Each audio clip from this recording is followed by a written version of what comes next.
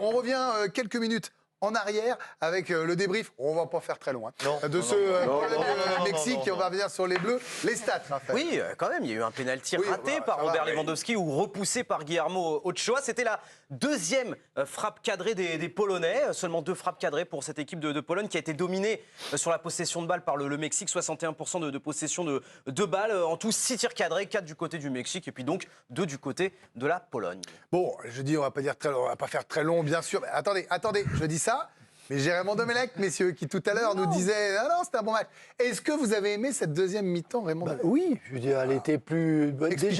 Déjà, il y a eu de l'émotion, parce qu'il y a un penalty, c'était contre le cours du jeu, mais il y a penalty, il est arrêté par un gardien de but qui a l'habitude et qui fait... 5e Coupe du Monde. Qui sauve son équipe. Je veux dire, les images qu'on voit des spectateurs effondrés, les autres euphoriques, et tout d'un coup, le renversement, c'est ça une Coupe du Monde, c'est ça les matchs. Après, dans le jeu, je trouve qu'il s'est un peu étiolé sur la fin.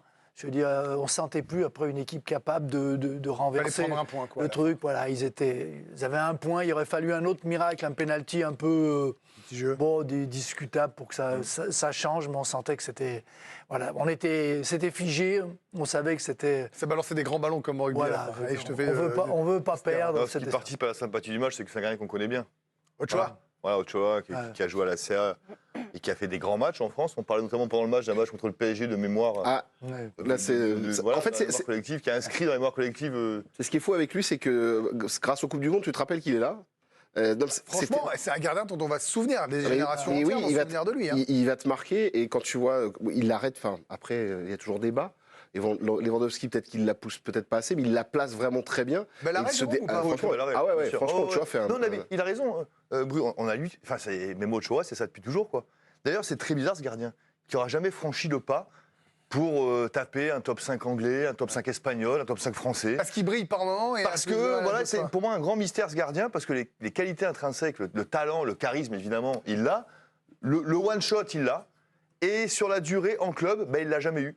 Et c'est curieux parce que du coup, top 5 des 5 grands championnats, il ne l'aura jamais fait. Et c'est le regret par rapport à ce garçon-là. Et sur ce match, alors il y a ce pénalty arrêté par Ochoa, mais finalement, si on est resté à ce score de 0-0, c'est parce que les deux gardiens ont eu des arrêts décisifs à faire. C'est le cas également de Szczesny, qui a eu 4 arrêts en tout importants à faire. Il y a eu des centres captés par le gardien polonais. Les deux gardiens ont fait une très très bonne prestation ce soir. Et c'est pour ça aussi qu'on en est à ce score de 0-0.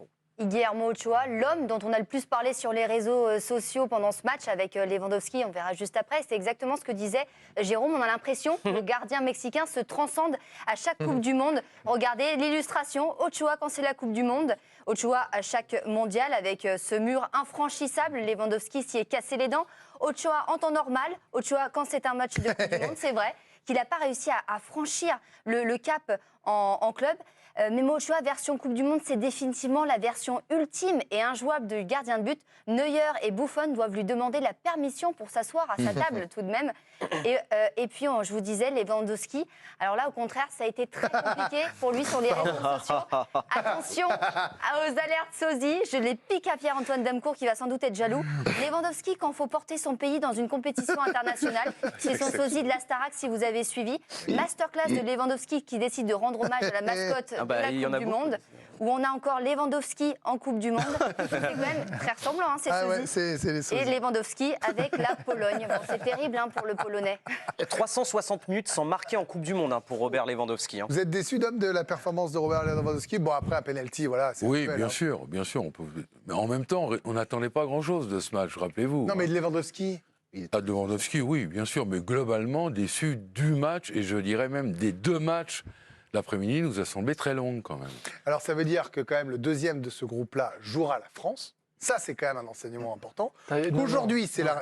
Enfin, si on est premier. Si vous avez raison. Si on est deuxième, c'est le premier. Alors là, je me suis... je l'avoue. Je me suis totalement enflammé. On est champion. Et je me prendrai dans la tronche si jamais... Chers amis australiens, danois. C'est le jeu. Que les Danois, derrière, je porte un sweat avec une inscription danoise. J'ai pas de problème. En tout cas, dans ce groupe-là, ça va croiser avec les Bleus. Des 4, qui vous a fait la meilleure impression aujourd'hui?